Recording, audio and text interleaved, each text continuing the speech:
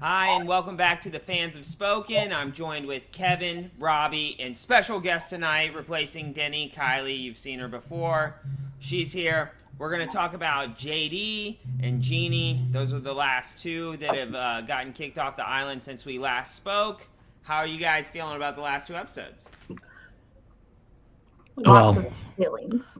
My guy JD, man, I love that dude. But Kevin, I thought Shan and JD were ride or die. Isn't that what you said? They were until she screwed him. Shan and JD were ride or die. She screwed him. Robbie, no, there's no way Ricard and Shan are closer than JD. No. You remember? No. Remember, Robbie? You told me that the three of them had a master plan, working together, doing everything in the first that vote, they were gonna do. and I followed that up by saying I think we had the perfect storm, if I remember my words correctly, of Shan and Ricard both being brains and working together. And I don't know if you've been watching the show or not, but I dare say that's happening. So, you know what's interesting? What's interesting is that I think if JD doesn't freak out about Shan knowing about Brad's stuff, I think JD stays. That's an interesting take. Because I think so. Terrible. No, listen. Man, because go ahead. So they come back that night, Kylie. They come back that night. And then he's like, hey, man, I want my thing back. You are holding secrets away from me after you crucified me about having my advantage. Then Shan's like, this dude's a little out of pocket right now. He's coming at me hot. I'm not loving that. I don't have to deal with this if he's gone. And then they take care of him. Yeah, I don't see any way that they flip the script, vote out Jeannie instead of JD in 2 weeks ago, and it's Ricard, Shan, and JD. I still don't see any way that JD stays over Ricard in that situation. Oh, not over Ricard. You're saying over Brad. No, I'm saying over Jean. JD. Okay, we're doing two votes tonight. We're still talking about Jeannie and JD tonight. No matter, that's 1,000% happening. But that was always going to happen. But I think we would be talking about Jeannie first, and then we'd be talking about JD.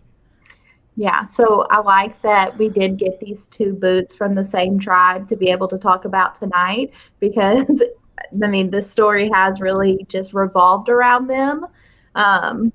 And so it's kind of interesting to talk about the boot order, because there's been so much debate, and definitely amongst our little friend group, we've got this massive group message, and there's been so much debate since the Brad vote of like, no, it shouldn't have been Brad, it should have been JD. And so wait, is there a lot of debate, or is it just Frank? Should have been Jeannie. Is it just Frank saying that it should have been Brad? It should not have been Brad. Is it just Frank? No, there's so many people that think this. Let me get this out there and clear. I was only upset about Brad because there was financial loss. Okay. I think it all doesn't really matter. I think maybe if you do keep Brad a while back, you maybe don't go to as many tribal councils, but all in all, it was all going to happen the way it has happened, and that's with Ricard and Sean being at the top. Shan, I'm not going to sit here unless you continue to call her name wrong, Frank. Chantel or Chantel? I don't know. It is Chantel. Shan is her name. Yeah. That is what she goes by. She is playing a great game. Yes. I love what she's doing. You will no longer disrespect her by calling her out of her name. She's only been in my life for 5 episodes, so people have been in my life for more than 5 months, and I still don't remember their name. So that's a bigger problem. You should get that checked out. He doesn't even know all of our names. Yeah, he pretends like we have to put our names on the screen here for all the fans that are watching, but really, but it's for him. When Frank has a question, he's not like, so Bob, what's your, girl. Yeah, exactly. Yeah, girl. We're going to go to the girl at this one. Yeah, let's just go clockwise, folks. We don't have to do names at all. I do agree, though, that she's playing expert level Survivor. I do think she has gotten a little greedy and power hungry. here recently with demanding I don't know about things back. I don't know about power hungry. I think that she's gotten a little paranoid.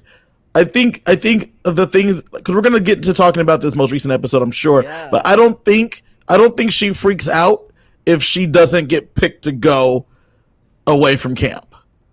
Well, and we touched on, I think you're probably touching on something there too, but we already mentioned the boot order and the influence that might have had, whether it matters or not, on who went where. But I honestly think that the Brad, JD, and Jeannie order is the only order that gives such a smooth ride for Ricard, because the Brad boot gives JD trust, right? Mm-hmm, and then he walks into the blind side. Whereas if he would have walked in there and somehow something else would have happened, if JD would have been around and Jeannie would have went home somehow, whatever, he wasn't in the loop. Well, now he's got powers that he's going to use. Do you know what I mean? He's not just going to sit on it. He's not going to hand it to you as a friend. So the Brad vote built trust, and then the JD vote built trust with Jeannie, and like it's all about trying to build trust with the person who thinks they're going, and then you're right, them out the door next. And I think you're right, because if you go Brad, Jeannie, then you have JD, Ricard, and Shan left, and I don't know. I think JD still probably goes. But it's a lot tougher because JD has at this point pledged fealty to Shan, because it's given her the thing twice. Let's say she doesn't get rid of him again. She knows that JD is working with her, whereas Ricard is a much, much more dangerous player. She said it out loud. You're a much more dangerous player than Jeannie. And I think at that point, because she said it was between loyalty and strategy, I think she said. That was the name of the episode? Yeah, something like that, yeah. Something to that effect. I think at that point, obviously JD's not super loyal, so she's not worried about that, but she knows that she gets like a Ricard super light, like super diet Ricard, as opposed to with Jeannie, you don't get any strategy, but you get nothing but truth and loyalty. JD obviously doesn't have that. I think she might trust JD a little bit, and then know that she can just throw JD to the wolves when they merge or whatever. Yeah. No, I think you're right. And I think if they would have got rid of Jeannie first before JD, then you would have had a really hard dynamic, which is kind of honing in on what you're getting at, is you would have had JD here, who was working with Brad, if you would have done it right back to that order. You know what I mean? Like, you wouldn't want JD to have to pick between Brad, Shan, and Ricard if you're Ricard. You know what I mean? Because you're on the bottom of that list. So And apparently Jeannie trusted Ricard, both of them, more than the cameras are letting on, because she finds this advantage and just shows both of them. So she was when she did that, I was like, what are you doing, fam? Like, it doesn't make sense. People have in common is they've both given advantages pretty much away before going home, but for different reasons, right?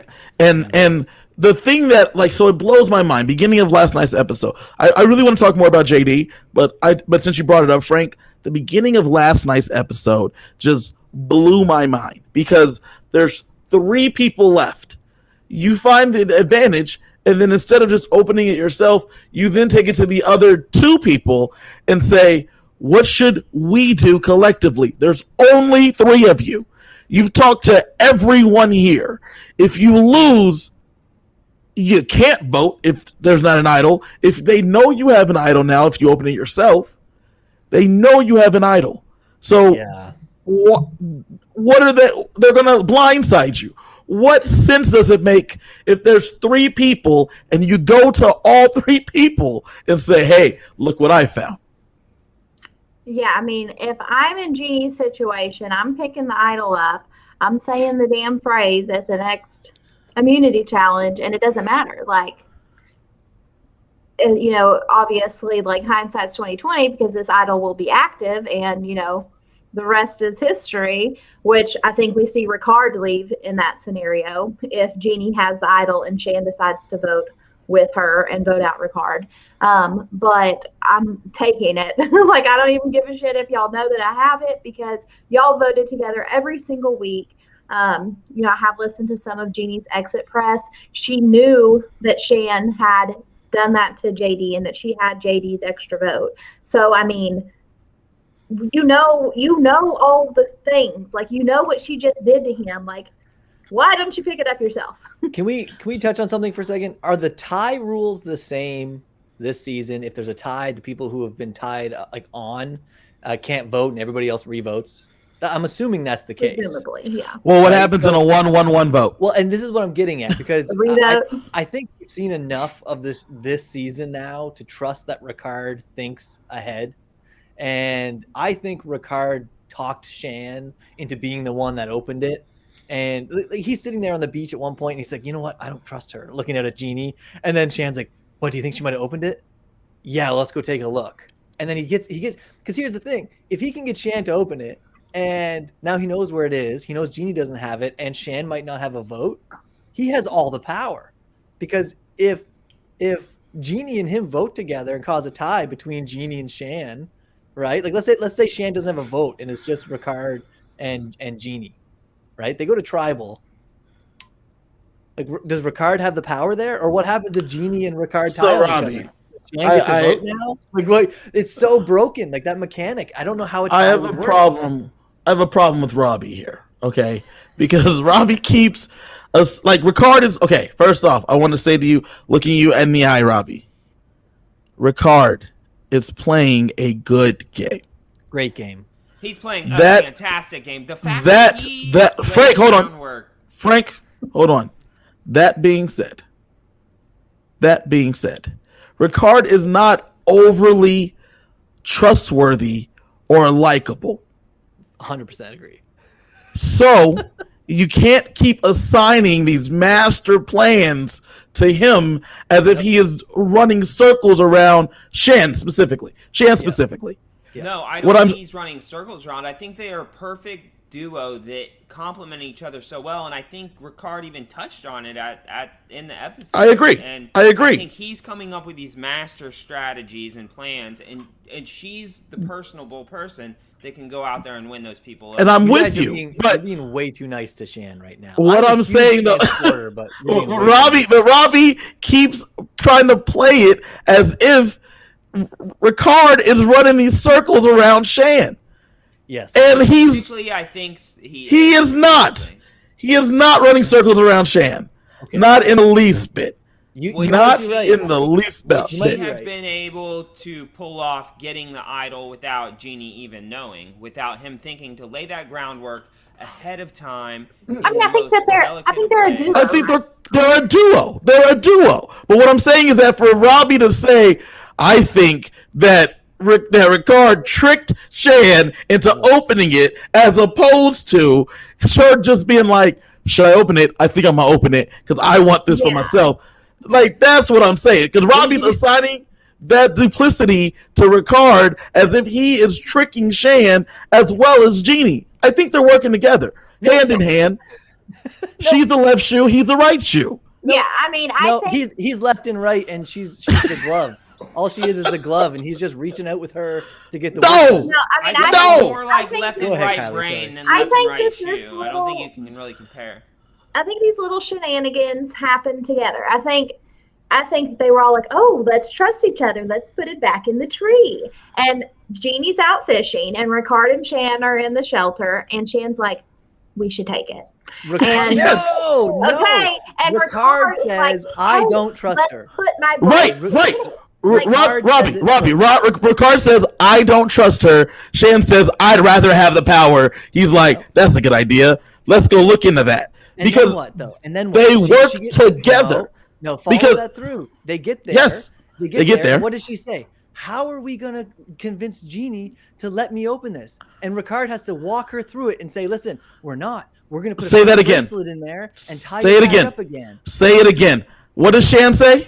Shan says, I don't understand how we're going to do this. Ricard, please tell me how. And Ricard tells her. No, she said, how are we going to let me? I want to open this. It wasn't him saying, Shan, maybe you should open it. And then we'll see what happens. No, she had the will. She wanted to do this. It wasn't Ricard tricking her. It was her saying, I want this for myself. All right, you've had your fun. Let me tell you why you're wrong. You've got the edit spoon feeding you that this is an equal duo, and here's the reason why. We get confessional after confessional of Shan saying what we are doing. Okay, we don't get Ricard's opinion, breakdown, planning on any of this until today's episode or yesterday's episode, the episode we're talking about now, where Ricard and Shan are debating about the vote. Give me back the extra vote. Give it back to me. Are you telling me you won't give it back to me? And they can't cut that out of the show because that's a huge part of the episode. But what do we get out of that argument? You're giving me, Ricard says, the same speech I told you to give to JD. And what does Shan say? Nothing about it, because it's true. Yes. Because Ricard is but when you watch the episode, what do we see in the edit? They work together. No, but in the edit, it looks like it's Shan's idea. I'm going to go try to get it. And what do we get? We get Shan's music. Dun, dun, dun, dun, I agree, dun, dun. Robbie. We don't get any of Ricard's input. The edit is heavily heavily 100%. One-sided. 100%. Okay. And we get to tribal council, and he even says, really who should I work with? The person who might be loyal at the end, or the person who goes and does the plans that I come up with? He literally said it out loud. Yes. No. Once again, that's how duos work, Robbie. I don't know if you ever worked with somebody in a thing. That's how getting played works, Kevin. No. Listen. All right. Listen. You and I need to play together, and we'll be a duo. Listen, And Robbie, you've already proven to be. Make all the moves, and you're gonna be like, I told you to. And you're gonna get no fucking vote. That's exactly it. So look here, Robbie. Listen. You're right. I will give you this. We are getting Shan's edit, including her music, which I think is a masterstroke. Masterstroke. But I think that they're like you mentioned, the JD. I think the first time she got the vote from JD, that was JD's idea to give it to her to try to prove loyalty. That was his idea to prove loyalty. I think Ricard's like, you're right. Let's just do it again. Just get his vote, and this time let's get rid of him. Because what we saw in the edit on the first episode, going back to JD's vote, Ricard was thinking about voting out Genie. That's what he wanted to do, according to the edit. And Shan was like, maybe we should get rid of JD because he went off on me yesterday for like little shit. Because it wasn't that big of a deal, but he went off on her like for little shit. But it was enough for her to be like, maybe we just need to get rid of this dude. And if you remember the last week's episode, she says this to Ricard, and Ricard's like, I thought we were just gonna vote Genie. Then she's like, maybe not. Maybe we'll do something different. It's not that they're doing things together. That's how duos work. You talk things out. Strategic duo, not just a duo, because Genie and Shan could have been a duo. Genie would have been loyal to Shan to the fault. But strategically, Genie doesn't offer what Ricard does. They are a strategic duo. They are like Dom and Wendell. This is not a redemption. This is not a Redemption Island situation where, we're just going to have people following the leader. She wants somebody there that she can bounce ideas off of. Yes, Shan have some powers that no one knows about. They can correct, and I'm really hoping that they play it right. And they're like, had to use the idol. Ricard and Genie tried to vote me out. I'm hoping that they pull that one out to make it seem like they don't have the idol anymore. Another thing, I'm sorry to cut you off, Frank, but I just thought of another thing. Speaking of advantages, do you not remember, Robbie, when Shan says, if I'm not here to Liana, if I'm not here tomorrow, it was Ricard. Like she is not one to just sit there and just get played. She said, hey, I should be fine, but if you don't see me, it was Ricard. So that's a good point, but I mean, at the same time, he was talking about how to get rid of her with Genie. So no. What I'm getting at though is that she is not the way I feel like Robbie's portraying Shan while saying that Ricard is the moving force behind all of this, and he's playing her as well. It's playing Shan to be dumb. and I do not stand for no, that. I'm not saying that Shan is dumb. I think Shan is the second smartest person on the season. I just And you have Ricard first. You have Ricard first, and like I said, I think that's fine. But I don't think that Ricard can play Shan to this degree that you're saying at this point. I think there's going to be a time that they both know that they're going to have to cut each other, and they're both vitally aware of that. But for you to have assigned the idea that Shan opened the beware advantage because Ricard tricked her into doing it is the part that I cannot stand for. Well, here's the thing. I do think that the differences between the two of them, Ricard is manipulative, I think, by nature. He does it, I think, on a daily basis on a level that most people probably don't even realize they're being manipulated by him. So I think that every time he talks, every interaction with her is manipulation, is where from her side of it, it is more of a duo thing. So I can see where, when you're looking at it from someone of Robbie's intelligence, where you would see... Come on now. Oh, get out of here. What is this? But you know what? Ricard is dominating on that. Here's an example, though, of if, when I watch Shan on that island and she's on a walk with Liana, and for the record, I absolutely love that those two people got together, because if I had to pick a couple people that I've been rooting for since the start, Liana is one of them. Shan and Ricard are the other two. And just having the fact that they might somehow come together and work together, great. But anyways, what I'm getting at is that's going to be key. If you're on a tribe of 3, and then all of a sudden you get sent off to an island like this, you're getting close to merge, if a merge is going to happen, or a swap or whatever. A merge is going to happen eventually by definition. Not swap, merge, I mean? yeah. But yeah, so merge is going to happen. But if you're going into merge, you're going to be outnumbered. Then, do you want to go to the other people and act like you have a super strong ally and you're coming in as a duo with powers, or B, like you're on the bottom and you're a free agent and that you're willing to work with whatever group is over there and go one big alliance versus the other big alliance? I can be your weapon. Based on the amount of information I fed one of the options, you can tell where I'm leaning. Like, I think that Shan should have played it up as if she was in trouble and she wasn't sure if she could trust the people that were there. Just because the numbers were so low, she could have gotten Liana to give her the advantage. I mean, they were crying together. Liana would have given her that advantage. And if she would have went to merge, and not already told people, Liana, that Ricard is her closest ally, they could have played it off like they weren't, whatever, ride or die. You know what I mean? But like, she's literally telling people, I have a ride or die. You don't know them yet, but they're coming with me as a package deal. It makes it harder now for Shan to find her way into alliances and things at a merge. So wholeheartedly disagree. I disagree. Wholeheartedly disagree. Wholeheartedly. Kylie, go for it. I think she's bought an ally come merge. Yeah, I don't 100%. think she needed that vote or advantage, and I think now, I think that's going to be what allows Ua and Yasa to work together to annihilate our blue tribe.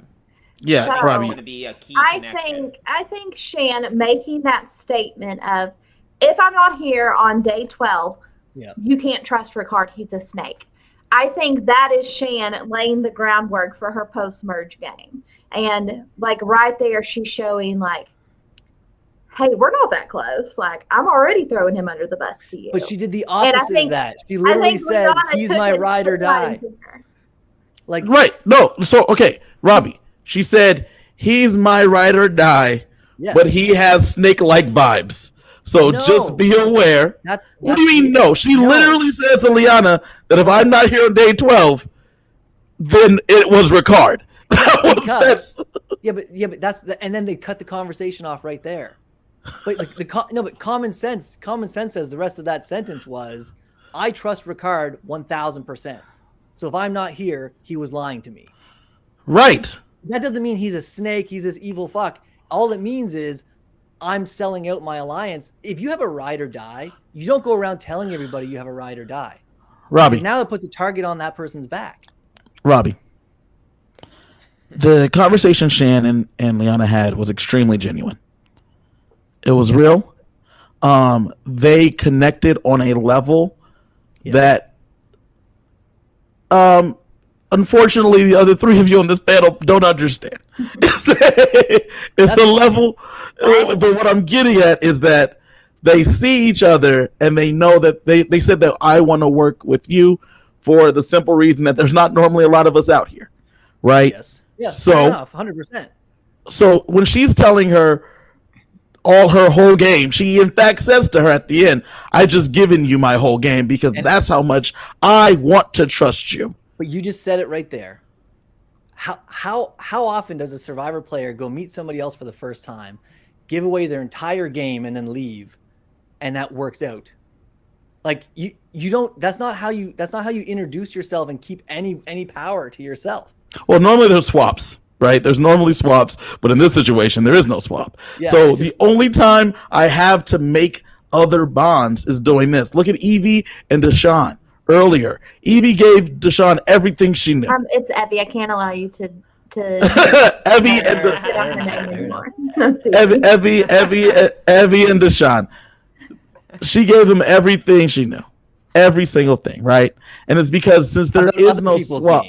About other people's games. Well, it's all she had. She didn't have nothing else. But she didn't have nothing else. Yeah, she said specifically, I will give as much information I can about other people without screwing myself. She's not going to say. She didn't have anything else. Like, here's my tightest ally. Here's who I'm working with, ride or die to the end. Come with us as a third. Like, I don't know that she didn't tell. Well, first off, Shan didn't say, "Liana, do you want to be number 3 in our group of 3?" I know. She didn't say that. I know. I think she's laying the groundwork that she gets there to this summit with Liana, and Liana lays out the happenings on the Yasa Beach of, hey, we're these 3 women and we are strong together, and come merge. You can fit in with this. And like Robbie, you were saying, oh, she should downplay. Like, first of all, I thought this was supposed to be about Jeannie and JD, but what the fuck? We're going to get there, Kylie. That's how this works. Have you not watched our show? Okay. Have you not been watching our show? This is way more interesting to me. But okay, so you were saying, oh, she should play down this relationship with Ricard. Like, I don't completely trust him, whatever. But you can tell when you have a genuine connection with somebody, and if you go into it and you're lying to them, they're going to know, and you're not going to make that genuine connection. Not on the level that they. Like, you gotta not on the level that they obviously made. I recently watched Kylie play a game, and there was a person that she connected with genuinely, and Kylie was doing other things in the game, and she went to this person that she connected with genuinely at like the merge, and gave them a lot of the information, and that person didn't screw her because that was where trust was built. That's how you build trust. You're misunderstanding the message that I'm trying to send here. I'm not debating whatsoever that Shan and Liana made an incredibly strong bond. There's no doubting that. Okay, I'm not saying that. What I'm saying is there's a more efficient way to use the information that she had.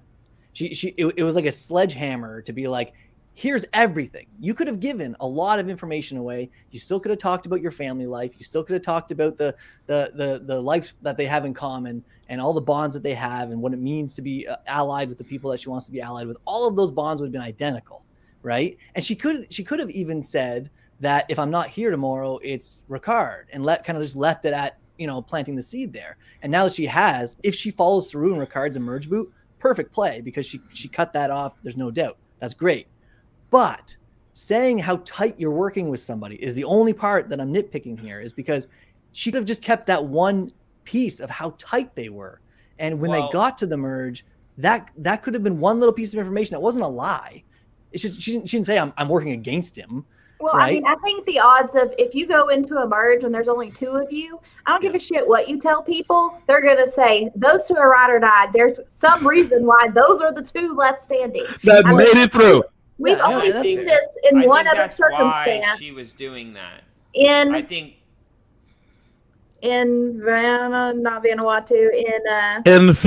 Philippines, Denise and Malcolm were obviously tight, right? And we saw how close they were, but we also saw it with Stephanie and Bobby John. And no, they were not that close. But I don't feel like that always happens. Like, they came back in Guatemala. I'm not gonna believe you. Like, if only 2 of you come in, I'm linking you 2 together for the rest of the game. And that's fair. And like I said, if Shan uses that against Ricard at the merge and tries to take him out, then that's great, right? But I mean, like you're just solidifying what people might be assuming. I guess that's the only thing. No, I think what she's trying to do is tell Liana, like, I think you can work with me and Ricard. We're not as close as you might think. I'm gonna work closer with you, but he's someone that I can. But if he that's a number for us. I can control him, and he's a number for us. We have a number when we get to a merge situation. Yeah, I got a number with me. That's one. Yeah. What do you got? And she's like, I got Evie. Yeah. I've got Tiffany. That's now 5 out of 12 against Yasa, or against Luvu. You take the advantage. They got extra votes. I can't correct. See that happen. Let's work together. Let's work together to get this stuff. It's all it was doing was building trust there. But you felt like it was a problem that she told Liana who she was working with. Not just who she was working with, the extent that, like, I don't know if the words ride or die or whatever were said. I can't remember the quote now. But it was something along the lines of that, yeah, like he's been my ride or die since day one, or he's my day one, or whatever. You know what I mean? Like if I'm not here, then take it kind of back to JD and Jeannie. Yes, let's do that. The stars of the show. It's hard not to talk about them, but what are some opportunities that we think JD or Jeannie missed throughout the game that could have maybe helped them get to that power spot on their tribe and not been sent home? So JD was a wild card from day one, right? He was all over the place. He was there to play Survivor, and I respect him for it, right? He went out there, he played Survivor the best he could. He found things. He just ran around the island. He was like Tony, when Tony went out there for Game Changers and just ran around and did stuff. That was basically JD. So and from episode 1, JD was trying to play Survivor the whole time. His relationships that he made with Sarah, when he was trying to get buddy with Sarah and Brad and Jeannie, and everybody, right? Look at JD track record. Look at those names. I think you said it best. He was trying to play Survivor. Hey, Rob, you know what I did this week? I pulled up the names. Nailed it. Yeah. Kylie said it best in the cast assessment. She said, I wish JD was playing in 7 years from now when he's a little older, because he was just a super fan playing a game that he grew up watching, formed him into the person he is, and he didn't know how to. He was like when you're playing racing games as a kid and you just are on the gas the whole time and you didn't even know there was a brake button. You're just bouncing off the corners of the walls to get down the track. That's what it is. I think he needs to learn how to play Rainbow Road and use that to stay on the track. No rails. No rails. You're either flying off into space or you're slowing down to keep your ass on that track. Yeah, Jeannie, so we really didn't see anything from her game until this last episode. She was just a lump on the log. I disagree. I think we saw a lot. I think we saw from day one that Jeannie is strong in her convictions. Yep. She has decent reads. She knew she didn't trust Ricard from the first vote. She wanted to vote Ricard immediately, right? She didn't trust him in the beginning. And then she didn't trust them. She felt like that those people not able to. She had no power throughout the game because two really skilled people were cutting the legs out from under her every chance they had to make it where she had no power. No, she had no power because she had no influence. Because even though when she had Brad and JD there, she wasn't able to be. She's not an expert talker, right? It's not even the fact that Ricard and Shan are skilled strategists, because they are. I think that they're better talkers than she is. And since she's quiet, she's like a very obvious work hard person, right? She puts her head down, gets to work, does the thing that needs to be done. Her and Brad, that's why they probably got along well. But that doesn't work with people that are there to try to play a strategic game where you have to talk to people and convince them to work with you, and that's not where her skill set was. Yeah, I think you know what? I think she was the same personality for her tribe that maybe not as offensive, but as Abraham was for his, where it was, here's what I'm thinking, here's what I'm going to do. That's it. It's meat and potatoes. A meat and potatoes, but like straightforward. Here's what it is, plain and simple. And then that's it. Walk away. Let's just do that. And there's no angles. There's no moves. It's not 3D. It's barely 2D. It's like a single point of strategy. It's like, here's what I'm going to do. That's it. I'll vote for you, or I'll vote for that person. I'll vote with you. That's it. And I think Jeannie kind of got an old school player. Right. And Jeannie got unlucky in such a way that the people that were working on her, or in her original tribe, weren't looking for someone to drag along for votes, because they didn't have enough people around to do that. They had to get rid of somebody. And what they needed was somebody who, had more utility. And I think Ricard could work with Shan more than either of them could work with the others. And speaking of JD, I think JD, I think he played as good of a game as he could have, to be honest. I think, that might be an unpopular opinion or whatever, but, the guy got a lot out of the show. He found a lot of things. He had a lot of highlight reels. He had a lot of quotes, a lot of screen time. And honestly, I could see somebody like that being invited back. Oh, yeah. I think he's like Josh from The Challenge and Big Brother. He knows what they're looking for. He knows how to deliver it. He just might not be that good at the actual game. Yeah, I think JD was playing. I think JD was playing what Survivor looks like, and other players are playing Survivor. Yeah, and I think that's kind of what happened. And I think when he watches it back, he's gonna be like, oh man, like if I just would have seen this. I think when he watches it back 5 years from now, yes. Also, talking about post-season press, because I feel like that's where we do get such, fill in the blanks of, what we're sitting here debating. And when JD did his exit press, he said that he wanted to vote Shan or Ricard out, but Jeannie wasn't on board. And then Jeannie did her exit press today, and she's like, no, false. I would have definitely been on board. Not voting Shan, I would have voted out Ricard. And I think Jeannie and JD's biggest downfall was the fact that they put all of their trust into Shan. And 5 people on the UA tribe put all of their trust into Shan. And interesting that they put their trust into Shan, because Ricard is the master strategist and is playing Shan. Odd. Yeah. Anyway. So Jeannie said there was no way she was going to write Shan's but he name doesn't go down. anywhere. It's not interesting. Because she's being protected by Shan. Shan said there's the only other dude that has the same strategies type of thoughts here, and I know he's dangerous, but he's helping me get to snake the people that I need to snake. Yeah. Shan has the connections, and ultimately that's Jeannie and JD's biggest downfall, is that, Shan had the relationships that Kylie, Jeannie, and JD, that was Sarah's biggest downfall. That was Brad's biggest downfall. Right. She turns to Sarah and says, don't play your shot in the dark. You're fine. You're fine. She's like, okay, cool. Thanks, Shan. Gone. Brad's like, hey, Shan, I got all these things. Look at my stuff. And she's like, cool. Thank you. Are you guys surprised that we haven't seen a shot in the dark? Well, you know what? I was going to mention that. So we can figure out what the hell it is exactly. There was no scenario tonight, in my opinion, that Jeannie shouldn't have played it. Because what do you mean? Well, if Shan was being honest with her, then the vote would have been a tie, 1 for Ricard from Shan and 1 on Jeannie from Ricard. It would have been Jeannie, Ricard, tie. Shan would have been the only vote left, already outed for voting against Ricard, would have had to re-vote, and Ricard would have went home. Right? Robbie, you're smoking something, though, to believe that Jeannie's not the person that she is.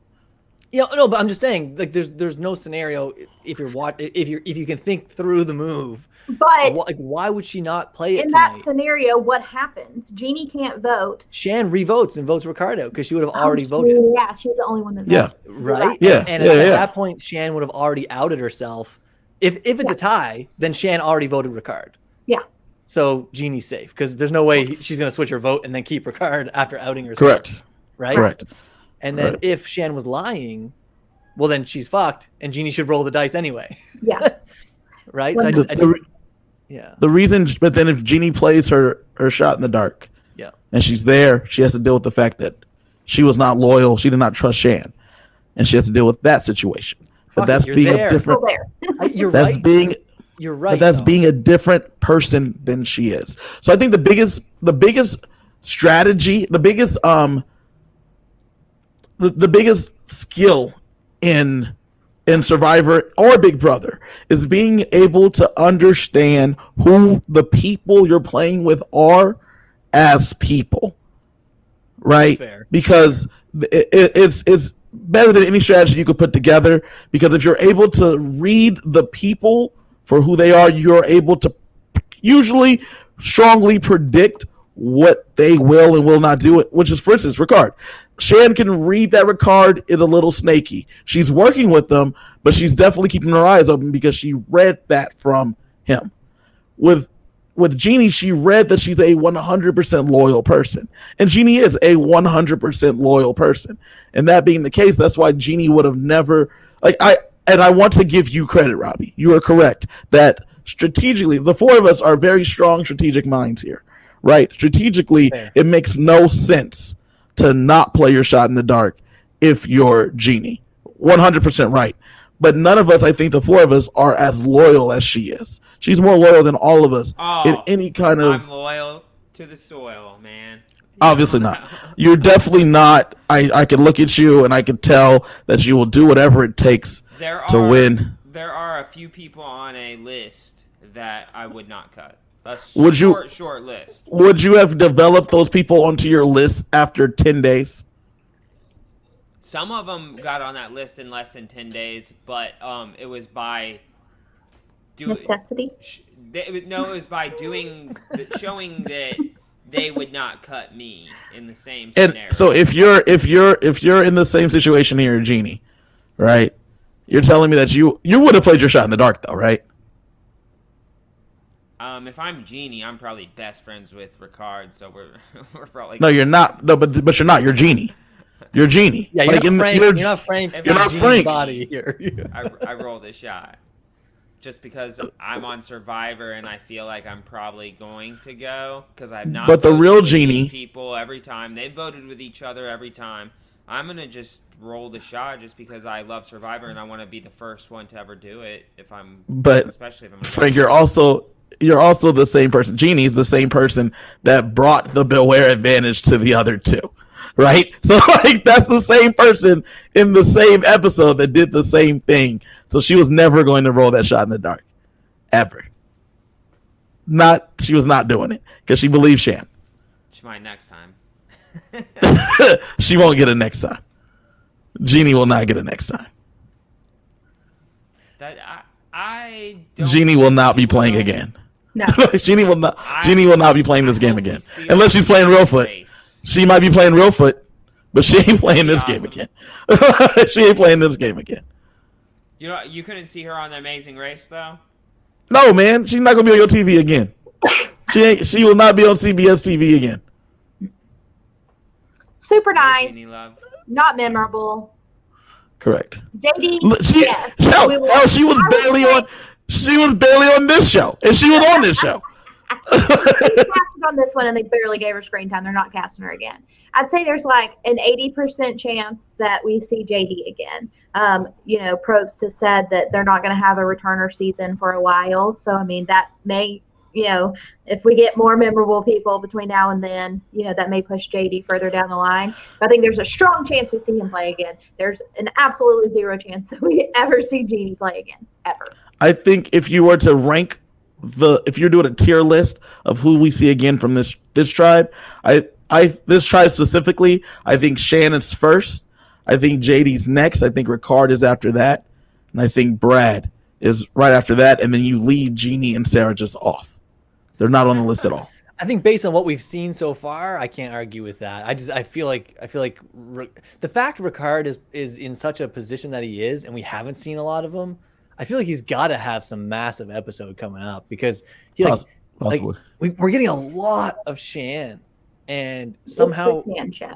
you know, and somehow it's this massive duo, but it's all one person's confessionals, and she's even got music, and I hope they go all the way. I hope they go all the way to like final 6 or final 5 before they get broke. I hope so too. Like I really want to see this like as an epic showdown in the finale. Like I want it to last to that point, and then I want to see them turn on each other, and I want it to be Deshaun and Dennie versus Nasir and Nasir. There you go. Versus Shan and Ricard. Wouldn't that be a wicked kind of duo versus duo, and Nasir's kind of and Liana. Yeah, man, I cannot speak, I don't know, high enough when it comes to Liana. Like every challenge, she ran through that most recent challenge, or not most recent, sorry, the one where Heather just kept falling over constantly, and yet we're all in love with it. Which honestly, I think if you try and then succeed, you overcame. But if you try and fail, you failed. But anyways, no participation trophy. You see Liana sprint through that, and then she's waiting and catches the ball. That's how far ahead she was, and like zero, like no threat, nothing. So wait, then you couple that with her going through Xander's bag and finding his stuff. Underrated, man. She's honestly, she's the most underrated player I think on the season right now. Nobody really wants to talk about her for some reason. It's all the Nasir show and the Shan Ricard show. We're all guilty for it, but I'm going to keep saying her name until she's voted out, and I hope it doesn't happen.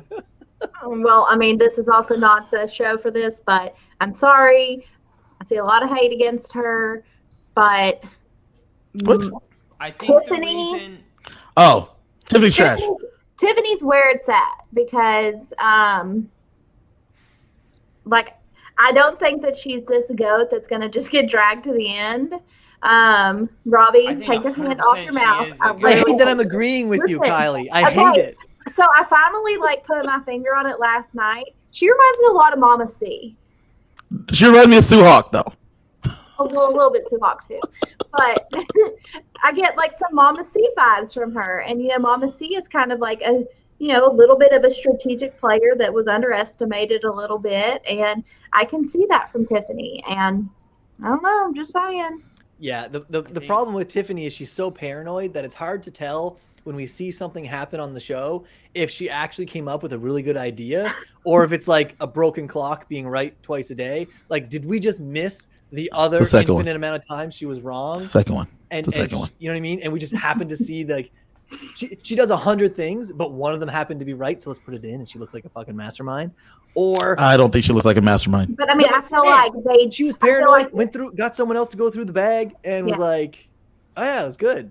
I mean, I feel like we've had these goats that get dragged to the end, and I mean, I say goats, like I feel like that's kind of disrespectful, but whatever.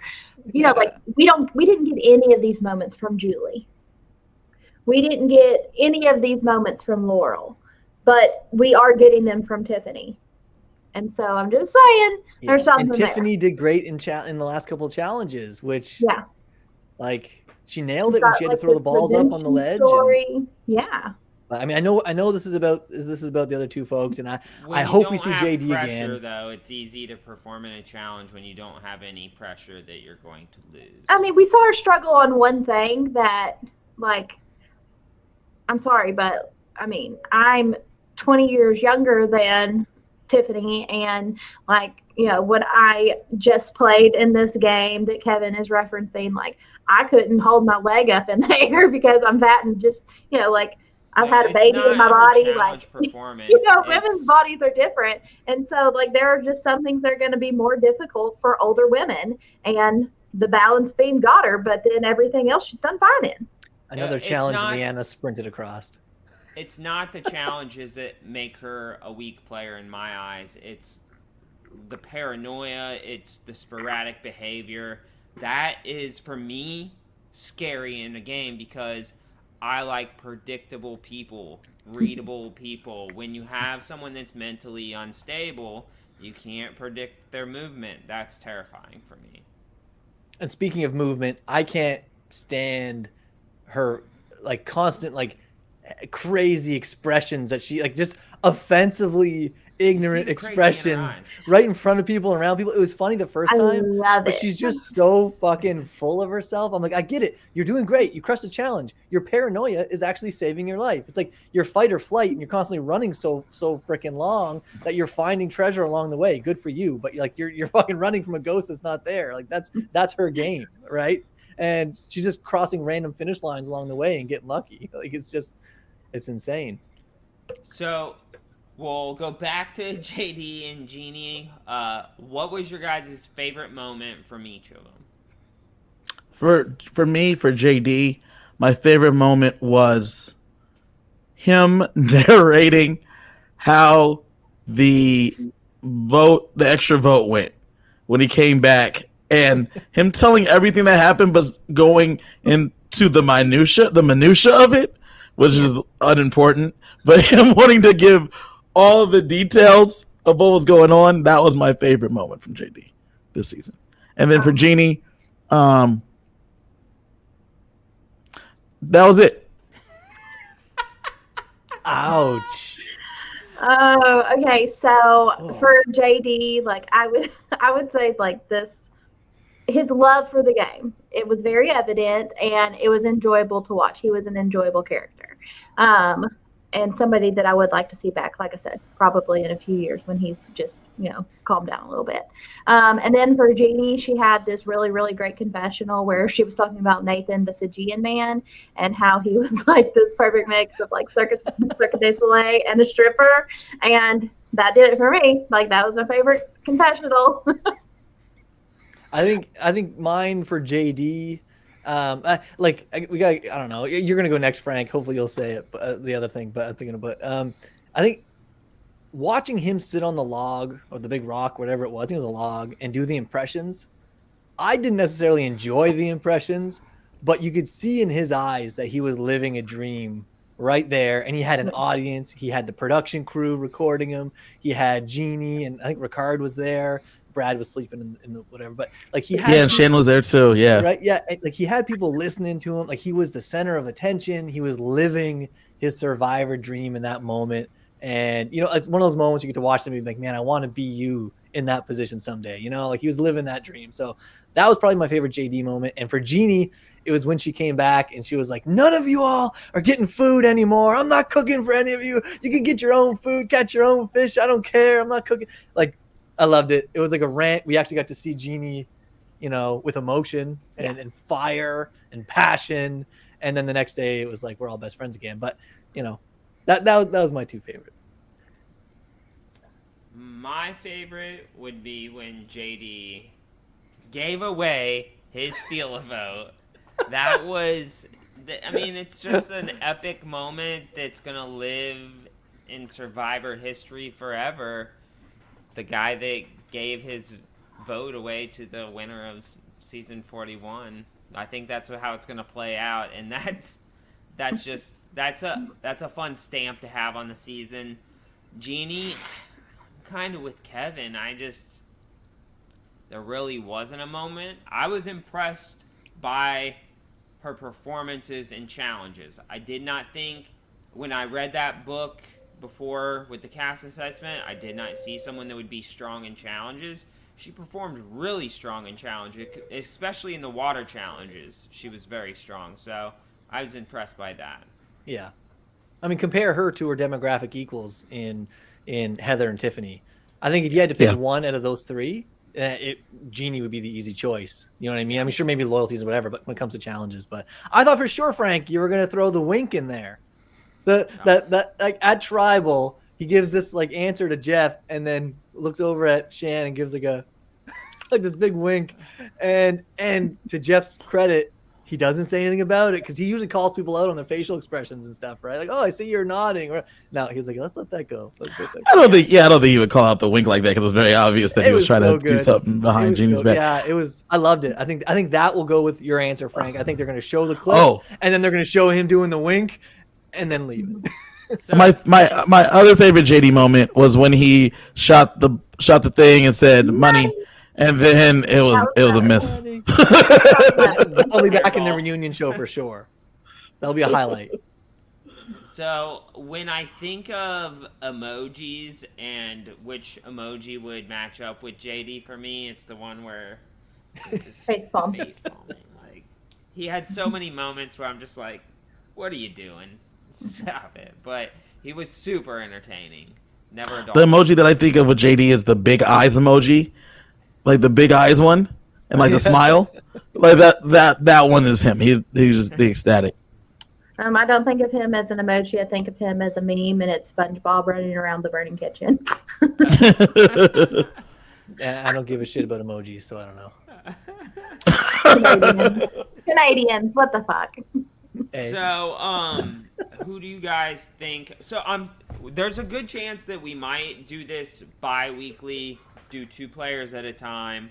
Kevin won't be here next week, so that might be pending. But the next episode we have, who do you think will be the next boot? Even though we might be talking about 2. If it's a merger type situation, I think it's Erica. Well, They why? could sacrifice.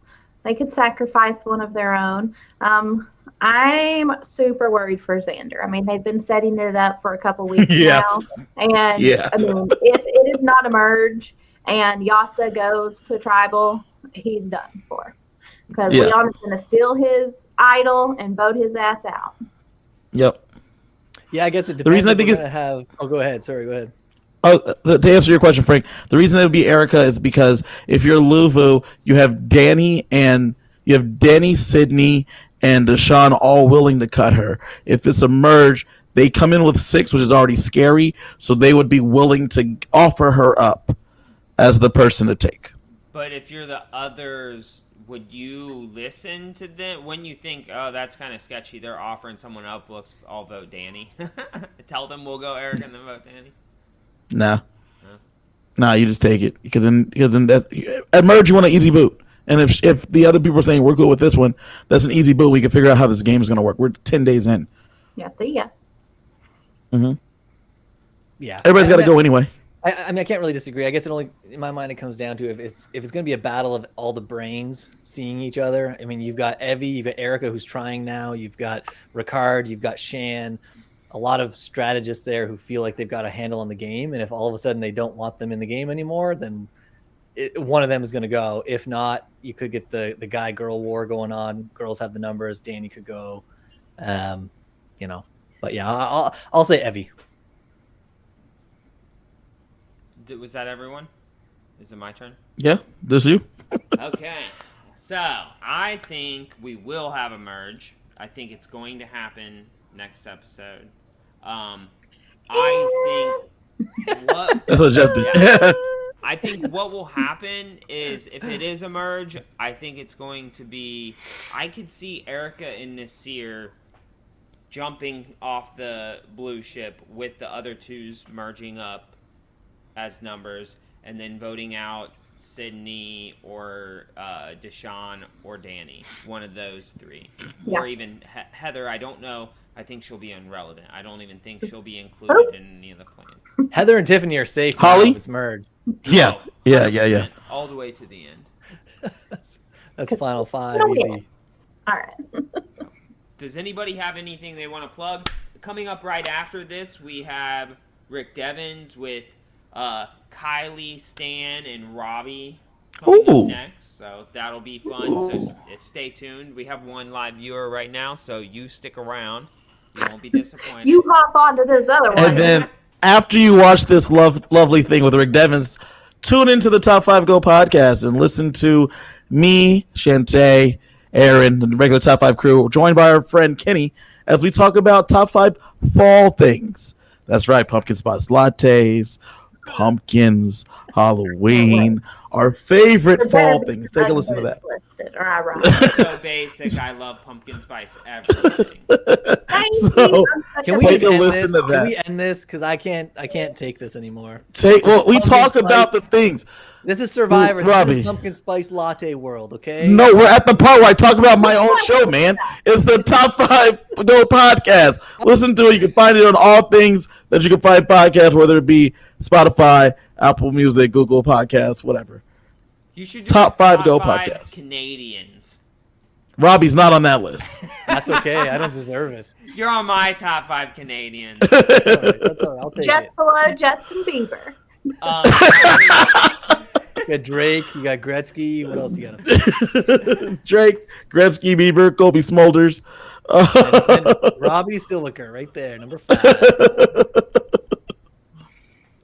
Kylie, do we have anything else coming up that you want to plug? We've got another show in the works that, once we get all of the wrinkles ironed out, just to give you a little idea, it's going to be called the Survivor Smackdown, and we're going to debate some hot topics of Survivor. So We've been inspired by Kevin and Robbie's bickering. We've Yeah. never debated Kevin. I agree with everything you say.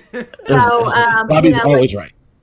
basically just, setting up like an open forum debate to let people just go at it.